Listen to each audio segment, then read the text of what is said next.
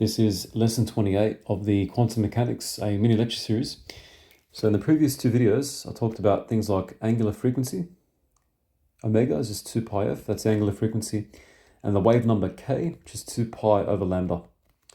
So angular frequency is a measure of, it tells us how fast a point is moving around a circle. And the wave number k tells us how many cycles or wavelengths of a wave occur in a given distance.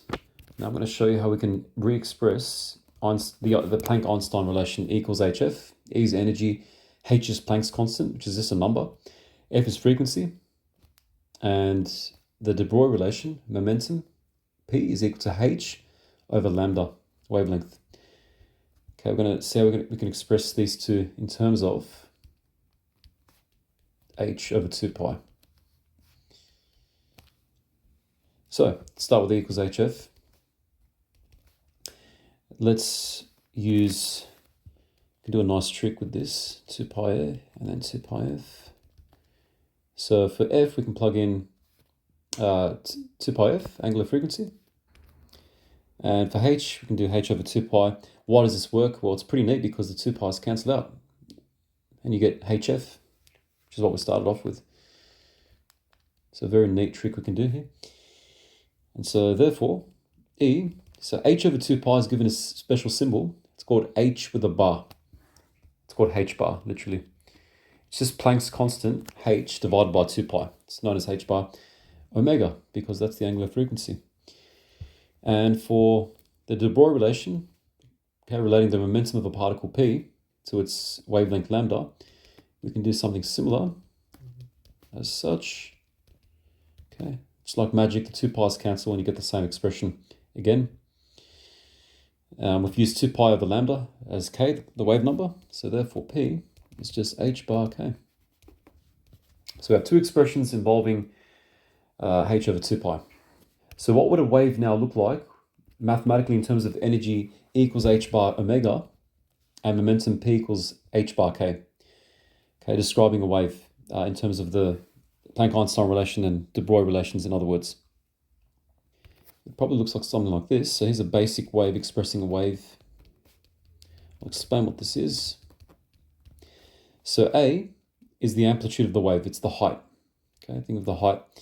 K is the wave number. Wave number.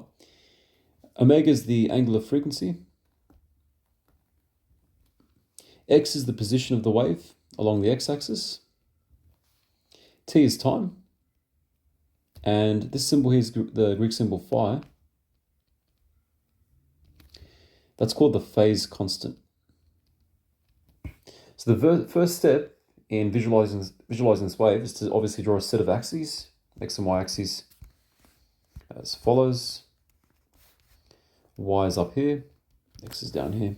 Origin is usually here. That's where the x and y axes meet. Origin is 0, 0. X is 0, y is 0. So I've got to choose some amplitude A, okay, some maximum displacement of the wave from equilibrium, which is here, the origin, to determine how high the wave or how low the wave will go. We need to also determine K from up here. Okay, that determines the spacing between the peaks and the troughs. Okay, so how many complete cycles of wavelengths occur in a given distance.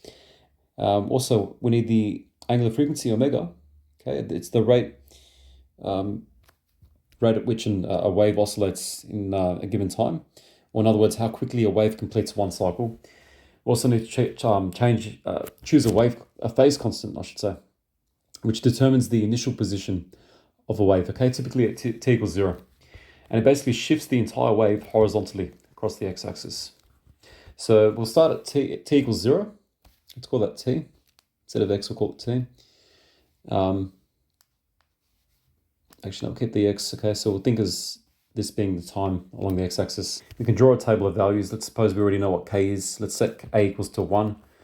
Draw a table of values in maths. First thing you do if you're given an equation to graph. 0, let's choose pi on 2. Let's choose pi, 3 pi on 2, and then 2 pi. When you substitute these values, you get 1, 0, minus 1, 0, and 1. And I'll show you in the next video how to plot this.